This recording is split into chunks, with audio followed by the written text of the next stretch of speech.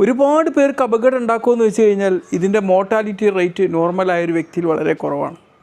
എന്നാൽ ഒരുപാട് പ്രായമായവരിലും അവരിലെ പ്രതിരോധ ശക്തി കുറഞ്ഞ വ്യക്തികളിലും നമ്മൾ COVID-19 അപകടകരമായി പ്രവർത്തിച്ചതുപോലെ അപകടമായി പ്രവർത്തിക്കാൻ ഒരു സാധ്യതയുള്ള വൈറസ് കുട്ടികളിലും കുറച്ച് സീരിയസ് ആവാൻ സാധ്യത, എല്ലാവർക്കും ഒന്നുമില്ല, വളരെ കുറച്ച് പേർക്ക് സാധ്യതയുള്ള ഒരു വൈറസ്. തീർച്ചയായിട്ടും ഇതിനെക്കുറിച്ച് കുറച്ച് കാര്യങ്ങൾ പറയാൻ ഞാൻ ആഗ്രഹിക്കുകയാണ്. ഹ്യൂമൻ മെറ്റാന്യൂമോ വൈറൽ ബാധ ഉണ്ടായിക്കഴിഞ്ഞാൽ കാണിക്കുന്ന ലക്ഷണങ്ങൾ എന്തൊക്കെയാണ്? ചുമ, മൂക്കൊലിപ്പ്, ചിലവർക്ക് ശ്വാസമുട്ടുണ്ടാക്കും.